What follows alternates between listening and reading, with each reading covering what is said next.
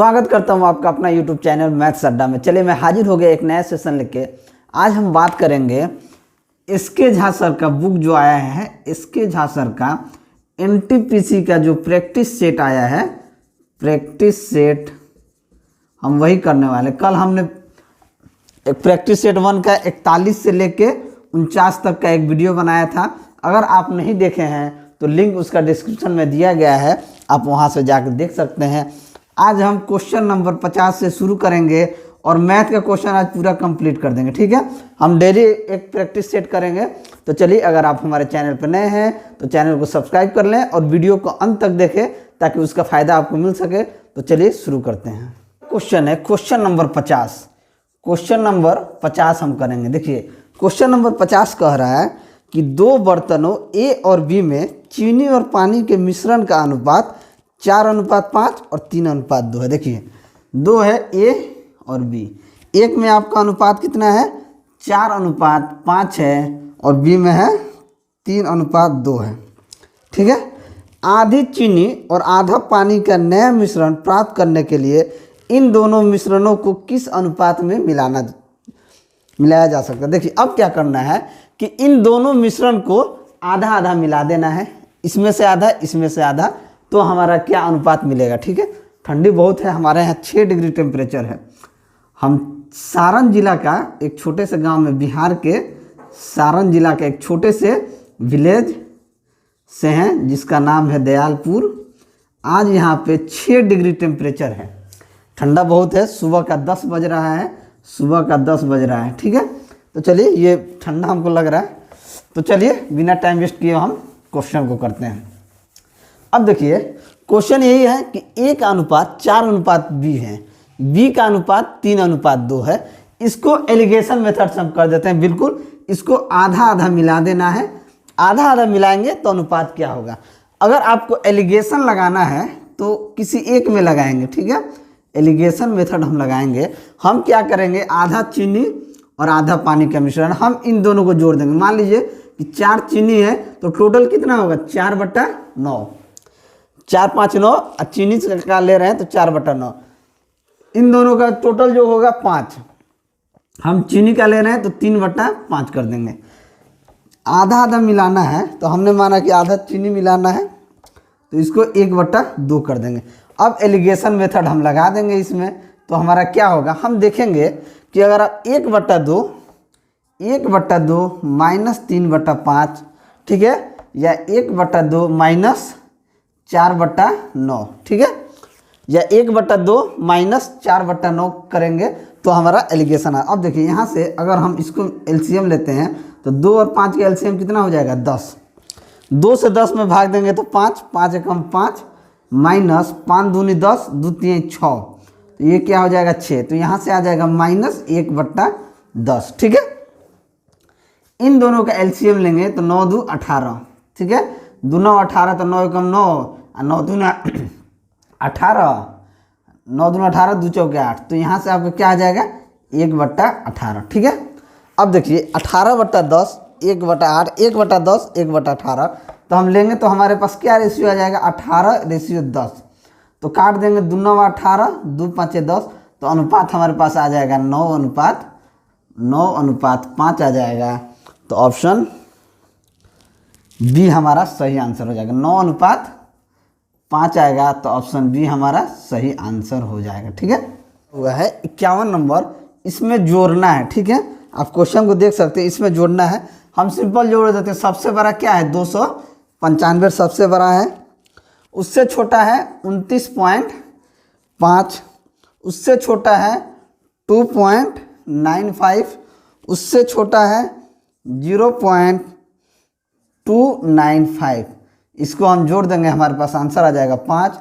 9 5 14 के 4, 1 5 1 6, 9 6 15, 2 17 के 7, हाथ में 1 5 1 6, 9 6 15, 2 17 के 7, हाथ में 1 9 1 10, 2 12 के 2, हाथ में 2 1 3, यानी कि 327 रुपया, 327 745 किस में ऑप्शन है, तो एक ही ऑप्शन में है 745, तो ऑप्शन डी हमारा सही आंसर हो जाएगा। ठीक है, बिल्कुल इजी क्वेश्चन था। सिर्फ नंबर 52 देखते हैं। क्वेश्चन नंबर 52 जो है, ये बोला जा रहा है कि यदि किसी घन का पृष्ठीय क्षेत्रफल 3750 वर्ग सेंटीमीटर है तो उसका आयतन क्या होगा। ठीक है, देखिए घन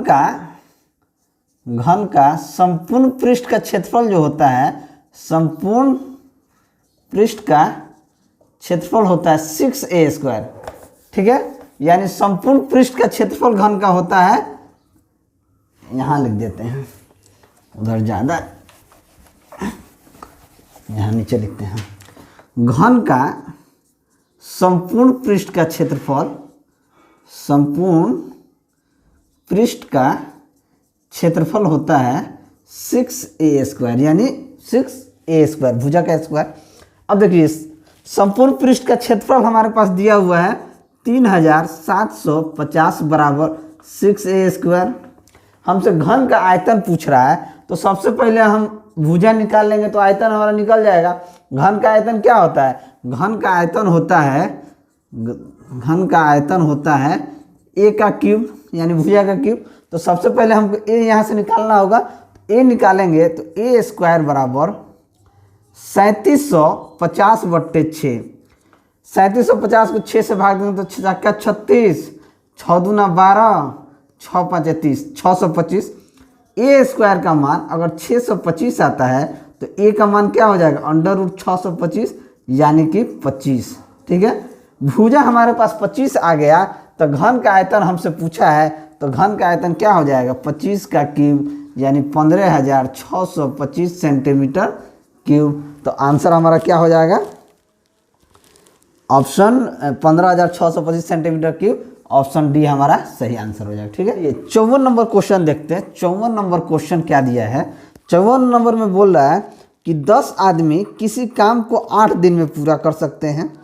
4 दिन के बाद 2 श्रमिक काम छोड़ देते हैं, उसके बाद काम को पूरा करने में कितना दिन लगेंगे। देखिए 10 आदमी कोई काम को 8 दिन में पूरा करते हैं। ठीक है, 4 दिन बाद तो 4 दिन बाद कितना काम होगा, 4 × 10 प्लस, कह रहा है कि 2 श्रमिक काम छोड़कर चले गए।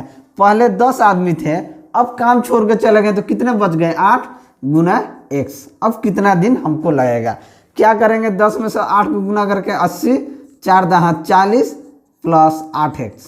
ये 40 इधर आके माइनस हो जाएगा, तो 80 - 40 बराबर 8x।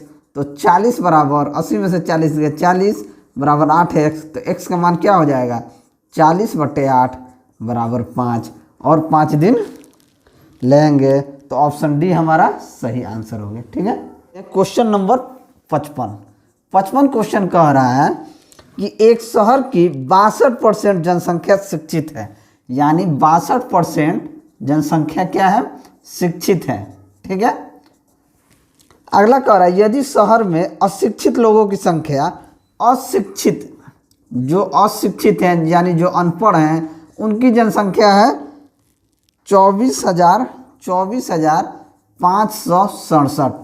तो पूछ रहा है कि शिक्षित लोगों की संख्या कितनी होगी। अब देखिए गांव में 62% लोग शिक्षित हैं, तो अशिक्षित लोग कितने होंगे, 100 - 62, यानी कि 38% लोग अशिक्षित हैं, यानी अशिक्षित हैं, 38% लोग अशिक्षित हैं।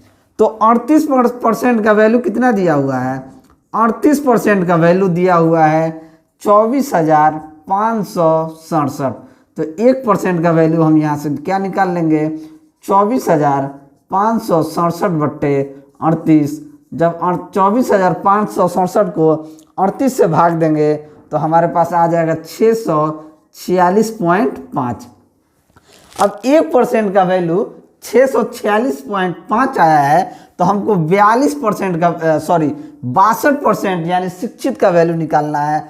तो 62% का वैल्यू क्या हो जाएगा, 62 × 646.5। जब हम इसका गुना करेंगे तो हमारे पास आ जाएगा 40,083, यानी कि इतने लोग जो है वो शिक्षित हैं। तो हमारा आंसर ऑप्शन डी हो जाएगा। ठीक है, चलिए अगला क्वेश्चन देखते हैं। क्वेश्चन नंबर 56 है हमारा। ठीक है, बहुत इजी क्वेश्चन है। क्वेश्चन में कहा गया है कि यदि 2 पूरक कोण 11:7 के अनुपात में है तो छोटा कोण क्या होगा। ठीक है, क्या है 11:7 के। तो पूरक कोण क्या होता है? पूरक कोण होता है जो 90 डिग्री के समान हो। पूरक कोण 90 डिग्री के समान हो। तो इन दोनों का अनुपात कितना है? 11:7 18। 18 के बराबर 90 है तो 1 के बराबर क्या हो जाएगा? 5। 90/5 यहाँ 1 के बराबर 90/18 यानी कि 5। तो हमसे पूछा जा रहा है कि सबसे छोटा कोण ज्ञात करें। सबसे छोटा कोण क्या है? 7 है। तो 7 × 5 = 35 यानी कि 35 हमारा सही आंसर हो जाएगा। तो ऑप्शन ए हमारा सही आंसर हो गया। ठीक है, क्वेश्चन नंबर हम 57 देखते हैं। 57 में कहा गया है कि 2000 रुपया 40% के वार्षिक चक्रवृद्धि ब्याज की दर पर तीसरे वर्ष के लिए ब्याज की राशि क्या होगी। हमसे तीसरे वर्ष के लिए ब्याज पूछा है। हमारे पास प्रिंसिपल कितना दिया हुआ है? 2000। रेट हमारे पास दिया हुआ है 40%। ठीक है, और तीसरे वर्ष का ब्याज हमसे पूछा जा रहा है। ठीक है, तो तीसरे वर्ष का ब्याज क्या होगा? 40% का मतलब होता है 40/100 यानी कि 40/100 यानी 20 दूना 40, 20 5 100, 2/5। नीचे वाला क्या होता है? प्रिंसिपल होता है और ऊपर वाला होता है अमाउंट। अब देखिए हम क्या करेंगे, 2000 रुपया है। ठीक है, 3 साल के लिए हमको करना है।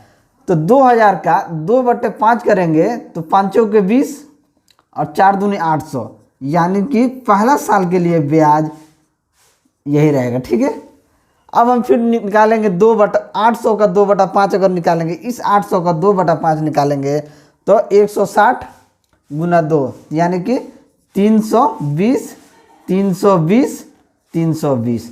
अब इस 320 का 2/5 हम निकालेंगे तो क्या हो जाएगा? 5 6 30। 320 को 5 से भाग देंगे, 5 6 30 अब 5 के 20 तो 64 × 2, 2 चौके 8 और 2 6 12 128। ठीक है, अब हमसे पूछ रहा है कि तीसरे वर्ष का, तो तीसरा वर्ष तो यही है, तीसरे वर्ष का ब्याज कितना होगा? तो हम इसी को जोड़ देंगे तो हमारे पास क्या आ जाएगा? 8 का 8, 2 2 4 2 6 और 8 3 11 3 14 1 15 यानी कि 1568 रुपया तीसरे वर्ष का ब्याज होगा। तो हमारे पास ऑप्शन क्या होगा? ऑप्शन सी हमारा सही आंसर हो जाएगा। क्वेश्चन नंबर 58 कह रहा है कि 360 तथा 450 का सबसे बड़ा गुणनखंड क्या होगा? तो देखिए ऑप्शन ही देख के आपको लग जाएगा। ऑप्शन ए में दिया हुआ है 90, बी 45, सी दिया हुआ है 10, डी दिया हुआ है 9। तो सबसे बड़ा गुणनखंड क्या होगा? तो सबसे बड़ा गुणनखंड इसका 90 होगा, क्योंकि 360 90 से 4 बार में कटेगा और 450 90 से 5 बार में कटेगा। तो सबसे बड़ा गुणनखंड 90 होगा। तो हमारा आंसर ऑप्शन ए ही होगा। ठीक है, चलिए अगला क्वेश्चन देखते हैं। Question number 60। क्वेश्चन नंबर 60 हम देख रहे हैं। इसमें कहा गया है कि एक बिंदु के निर्देशांक जो -1 और 9 है, यानी कि -1 और 9 है, और दूसरा 11 और 1 है। ठीक है, तो बिंदुओं को जोड़ने वाली रेखाखंड को आंतरिक रूप से 3:1 के अनुपात में विभाजित करते हैं तो निम्नलिखित क्या? देखिए यहाँ पे M1 और M2 का अनुपात जो दिया हुआ है 3:1 दिया हुआ। ठीक है, अब इसमें x1 का मान -1 और y1 का मान 9 दिया हुआ है। इसमें x2 का मान 11 दिया हुआ है और y2 का मान 1 दिया हुआ है। ठीक है, तो चलिए इस टाइप के प्रश्न को हम कैसे निकालेंगे। देखिए मान लेते हैं एक x का वैल्यू हमको निकालना है, तो ये हो जाएगा M1 x2 plus M2 x1 बट्टे M1 प्लस M2, ये x का मान हम निकालेंगे। ठीक है, अब देखिए y का मान हम कैसे निकालेंगे? M1 y2 plus M2 y1 बट्टे में M1 प्लस M2, यहाँ से हम y का मान निकालेंगे। देखिए हमारे पास M1 क्या दिया हुआ है? M1 का मान 3 दिया हुआ है, M2 का मान 1 दिया हुआ है। तो यहाँ हम करेंगे 3 × x2 क्या है? 11 है, 11 प्लस m2 हमारे पास 1 है, तो 1 इंटू x1 का मान -1 दिया हुआ है, तो इसको -1 से गुना करेंगे और बट्टे में m1 प्लस m2 करेंगे। m1 हमारे पास क्या दिया हुआ 3 और m2 दिया हुआ है 1, तो 1 कर देंगे। चलिए इसी तरीके से हम y में क्या करेंगे, m1 का मान हमारे पास 3 है और y2 का मान हमारे पास 1 है, तो 3 गुना 1 प्लस m2 का मान हमारे पास 1 है और y1 का मान हमारे पास 9 है और बट्टे में m1 प्लस m2 यानी कि 3 प्लस 1। ठीक है, अब इसको सॉल्व करते हैं। 11 तिया 33 -1 अब +1, ये क्या हो जाएगा -1/4। ठीक है, y का मान यहाँ से आ जाएगा 3 एकम 3 और 9 एकम 9/3 1 4। अब देखिए 33 में से 1 जाएगा तो क्या आ जाएगा 32, तो 32/4 बराबर 8, यानी x का मान क्या हो जाएगा 8 हो जाएगा और y क्या हो जाएगा 9 3 12/4 यानी कि 3। तो x और y का मान यहाँ से क्या है, x और y का मान आ गया 8 और 3, तो ऑप्शन हमारा कौन सही आंसर हो गया, तो ऑप्शन डी हमारा सही आंसर हो गया।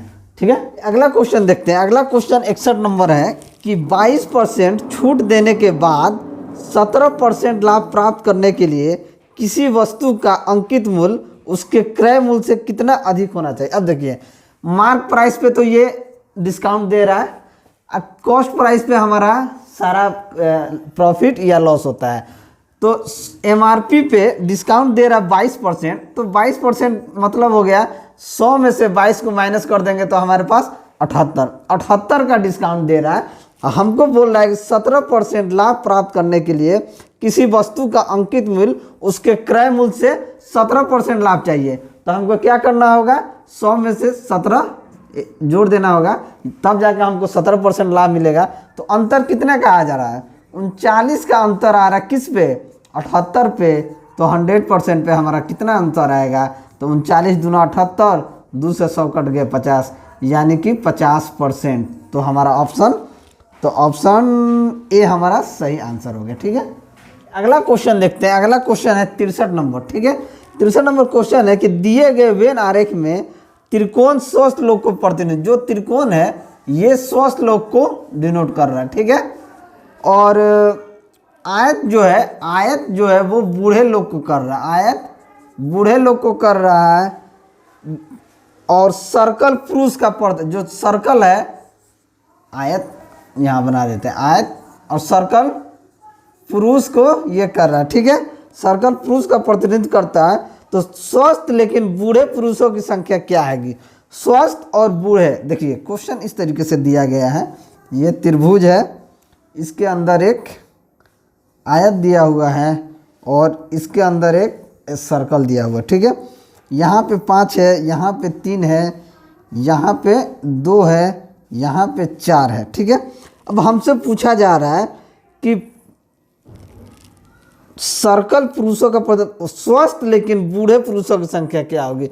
स्वस्थ भी होना चाहिए यानी कि त्रिभुज में होना चाहिए, और बूढ़ा भी होना चाहिए यानी कि आयत में होना चाहिए। ठीक है, तो एक ही ऑप्शन हमको दिख रहा है, ये ऑप्शन देखिए, ऑप्शन क्या दिया हुआ है, ए 4, बी 3, सी 2 और डी आपका दिया हुआ 6। देखिए ये 4 जो है ये त्रिभुज में भी है और आयत में भी है, स्वस्थ भी है और बूढ़ा भी है और पुरुष भी है। देखिए स्वस्थ बूढ़ा, ये हो गया स्वस्थ, ये हो गया बूढ़ा और ये पुरुष, यानी कि बूढ़ा भी है, स्वस्थ भी है और पुरुष भी है। तो क्या है, ये 4 ही नंबर एक ऐसा है जो स्वस्थ है, बूढ़ा है, पुरुष है, तो ऑप्शन ए हमारा सही आंसर हो जाएगा।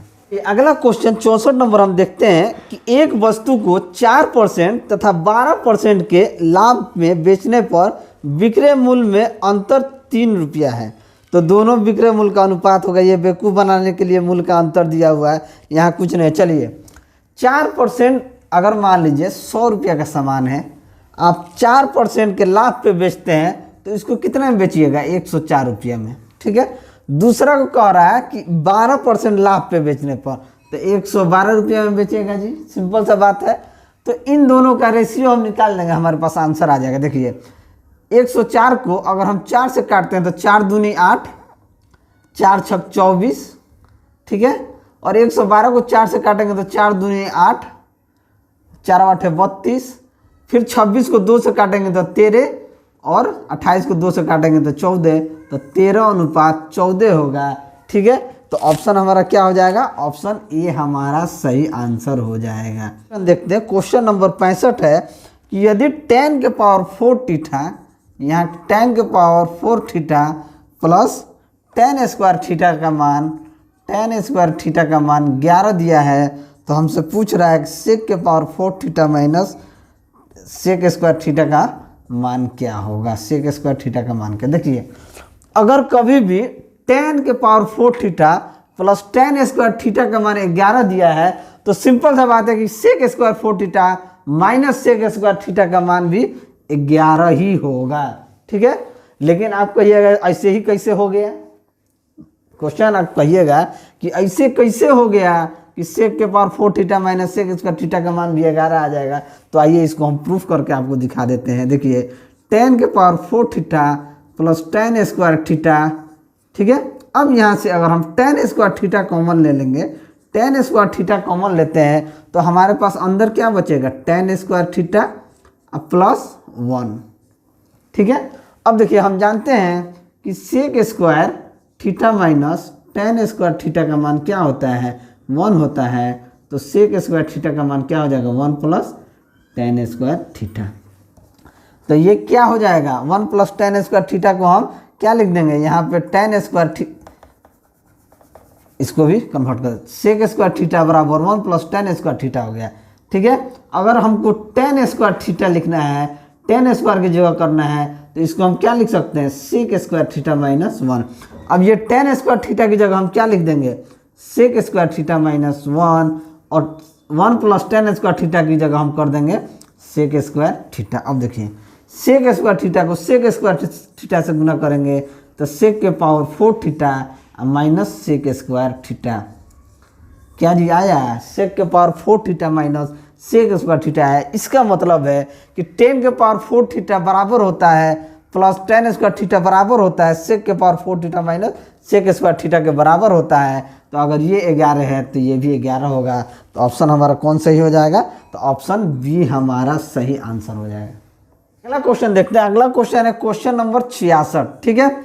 ये क्वेश्चन कह रहा है कि त्रिभुज एबीसी में AB और AC पर D और E क्रम से ऐसे बिंदु हैं जिसमें कि DE BC के समानांतर हैं। यदि AD बराबर 2 सेंटीमीटर, BD बराबर 3 सेंटीमीटर, तो क्षेत्रफल त्रिभुज ADE बटे त्रिभुज ABC का निकालना। चलिए हमको दिया है, एक त्रिभुज दिया हुआ है, ABC त्रिभुज है, ये त्रिभुज ABC है, इसके समानांतर एक दिया हुआ है DE। मान लीजिए इसके सामने थेल्स पर में आप पढ़े हैं, थेल्स पर में है AD बटा DB बराबर AE बटा AC, यही थेल्स पर में है, ठीक है। कुछ नहीं करना है, हमको इस क्वेश्चन में दिया है कि AD का मान 2 सेंटीमीटर दिया है और BD का मान, वही DB या BD का मान 3 सेंटीमीटर दिया हुआ है। तो हमसे पूछ रहा है एरिया ऑफ त्रिभुज ADE बटे एरिया ऑफ त्रिभुज ABC। अब देखिए इसमें मैं एक चीज़ बता देता हूँ, ये DE का जो मान होता है ना, DE का मान ये 1/2 BC का मान, इसके मान का ये आधा DE होता है, ठीक है। यहाँ पे मैंने आपको बता दिया, ठीक है, ताकि फ्यूचर में कोई दिक्कत ना। अब हमको क्या करना है, देखिए यहाँ पे 2 ही मान दिया हुआ है, ठीक है। और हमसे पूछ रहा है कि एरिया ऑफ त्रिभुज AD, यानी इस त्रिभुज का एरिया हमसे पहले पूछ रहा है, और इसके बाद में हमसे पूछ रहा है कि इस त्रिभुज पूरा जो है, ये त्रिभुज पूरा का एरिया का अनुपात। देखिए इसमें क्या करना है, AD का स्क्वायर बट्टे होगा AD प्लस DB या BD का स्क्वायर। तो AD का कितना दिया हुआ है, 2, तो 2 का स्क्वायर बट्टे 2 और 3 5 का स्क्वायर, तो क्या हो जाएगा 4/25। तो ऑप्शन हमारा कौन सा हो जाएगा, ऑप्शन हमारा हो जाएगा सी, इसका आंसर, ठीक है। अगला क्वेश्चन है क्वेश्चन नंबर 67। क्वेश्चन नंबर 67 कह रहा है कि एक बहुभुज की 9 भुजाएं हैं, उसका प्रत्येक आंतरिक कोण का मान पूछा। आंतरिक कोण का मान कितना होगा। देखिए आंतरिक कोण का जो मान हमसे पूछा है, आंतरिक कोण का मान हम कैसे निकालेंगे, ये निकालेंगे 2n minus 4 into 90/n। n क्या है, n हमारा दिया हुआ बहुभुज की 9 भुजा है, तो n हमारा 9 हो गया, तो 2 गुने 9 माइनस 4 गुने 90/n हमारा 9 है, 9 से 90 कट गया 10 बार में, 9 दूना 18, 18 माइनस 14 गुना 10 यानी कि 14 गुना 10 बराबर 140 डिग्री। तो हमारा ऑप्शन कौन सा हो गया, ऑप्शन ए हमारा सही आंसर हो गया। ये अगला क्वेश्चन दिया हुआ है, अगला क्वेश्चन 68 नंबर क्या दिया हुआ है, ये दिया हुआ है कि 1/2 1/2 3/4 1/4 2 1/2 1/4 3/4 आंकड़ों की माध्यिका निकाली। क्या दिया हुआ पहले इसको लिख लेते हैं। 1/2 1/2 3/4 1/4 2 1/2 1/4 और 3/4। देखिए माध्यिका क्या होता है, सबसे पहले इन सभी संख्याओं को आरोही क्रम में सजा लीजिए। सबसे पहले हम आरोही क्रम में सजा ही लेते हैं। यहाँ पहले इसको हम एक ऐसा फॉर्मेट में लेके आते हैं जहाँ से हमको लगे कि अब एक को एक ही लिखना। 1/2 को हम 0.5 लिख सकते हैं, 1/2 को हम 0.5 लिख सकते हैं, 3/4 को हम 0.75 लिख सकते हैं, 1/4 को हम 0.25 लिख सकते हैं, 2 का 2 रहेगा, 1/2 को 0.5, 1/4 को 0.25 और 3/4 को 0.75 लिख सकते हैं। अब हम क्या करते हैं, इसे आरोही क्रम में सजा लेते हैं। आरोही क्रम मतलब कि बढ़ते हुए। अब इसमें से सबसे छोटा संख्या क्या है, 0.25, तो 0.25 एक जगह है, यहाँ पे 2 जगह है, ठीक है। उसके बाद आ जाएगा 0.5 3 है, ठीक है, तो 0.5। उसके बाद आ गया 0.75 2 जगह पे है, ठीक है। उसके बाद हमारा आएगा 1 और उसके बाद 2। अब इसको हम गिन लेंगे कितना संख्या, 1 2 3 4 5 6 7 8 9। n बराबर क्या है 9, ठीक है, विषम संख्या है। तो उसके बाद क्या करेंगे, n+1/2 पद जो होगा वही हमारा माध्यिका होगा, ठीक है। तो माध्यिका हमारा क्या होगा, माध्यिका होगा n+1/2 पद, तो 9 + 1/2 यानी 10/2 बराबर 5वां पद। यानी कि इसमें जो 5वां पद होगा वही हमारा आंसर होगा। 1 2 3 4 5 0.5 मतलब हो गया 1/2। तो देखेंगे हमारा 1/2 किस ऑप्शन में है, तो हमारा ऑप्शन बी में 1/2 है, तो ऑप्शन बी हमारा सही है। अगला क्वेश्चन देखते हैं। अगला क्वेश्चन है 69, ठीक है। इसमें कहा गया है किस वर्ष पिछले वर्ष की तुलना में जनसंख्या में प्रतिशत वृद्धि सबसे अधिक हुई है, ठीक है। हम यहाँ पे एक चार्ट बना लेते हैं, ठीक है, इसी से हमारा आंसर आ जाएगा। पहला में 1951, दूसरा में 1961, तीसरा में 1971, चौथा में 1981, 1991 और ये रहा 2001, यानी 10 साल का गैप, ठीक है। ये रहा 10, 1950 में आपका 10 था। उसके बाद 1961 में ये 20 और ये 30 40 50 60 और ये रहा 70, ठीक है। 1961 में ये चला गया 30 पे, ठीक है। उसके बाद 1971 में चला गया 40 पे, ठीक है, तो ये यहाँ आया, ठीक है। उसके बाद 1981 में चला गया ये 50 पे, 1981 में ये 50 पे चला गया, यानी कि यहाँ पे आ गया। 1991 में चला गया 60 पे, 1991 में ये आ गया 60 पे, ठीक है। और 2001 में चला गया 70 पे, 2001 में ये आ गया 70 पे। तो हमसे पूछा है कि सबसे ज़्यादा जनसंख्या प्रतिशत वृद्धि सबसे अधिक किस में हुई है।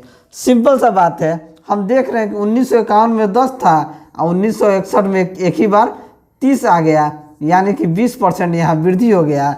और सभी में कितना वृद्धि हो रहा है, सभी में 10% वृद्धि हो रहा है। तो सबसे ज़्यादा वृद्धि 1961 में हुआ है, तो ऑप्शन डी हमारा सही आंसर हो गया है, ठीक है। क्वेश्चन, और ये लास्ट क्वेश्चन है मैथ का, इसके झा सर का बुक का 70 नंबर, ठीक है। इसमें कहा गया है कि x - 3 बराबर 3x प्लस 7। तो इसको ही हल करना है। तो इसको हम क्या करेंगे, x वाले को x को हम इधर भेज देते हैं, तो ये आके इधर क्या हो जाएगा 3x माइनस एक्स, और 7 यहीं रहेगा, इसको इधर भेज दिया और 7 हम इधर भेजेंगे तो -7 -3, तो ये हो जाएगा 2x बराबर -10। तो x बराबर क्या हो जाएगा -10/2 बराबर -5। तो ऑप्शन हमारा कौन हो जाएगा, ऑप्शन बी हमारा सही आंसर हो जाएगा। ठीक है, तो चलिए इसके जाके सर का बुक का जो ये लेवल 1 का जो सेट था, लेवल 1 का सेट 1 मैंने कंप्लीट करा दिया। चलिए अगर हमारा वीडियो आपको अच्छा लगा हो तो वीडियो को लाइक करें, दोस्तों में शेयर करें। अगर आप हमारे चैनल पर नए हैं तो चैनल को सब्सक्राइब करें। मैं ऐसे ही वीडियो लेके आपके सामने हाजिर होता रहूँगा। चलिए मिलते हैं अगले वीडियो में, तब तक के लिए जय हिंद।